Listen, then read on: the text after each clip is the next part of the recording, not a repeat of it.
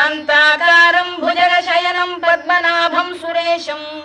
विश्वाधारं गगनसदृशं मेघवर्णं शुभांगं लक्ष्मीकान्तं कमलनयनं योगिधृध्यानगम्यं वन्दे विष्णुं भवभयहरं सर्वलोकैकनाथं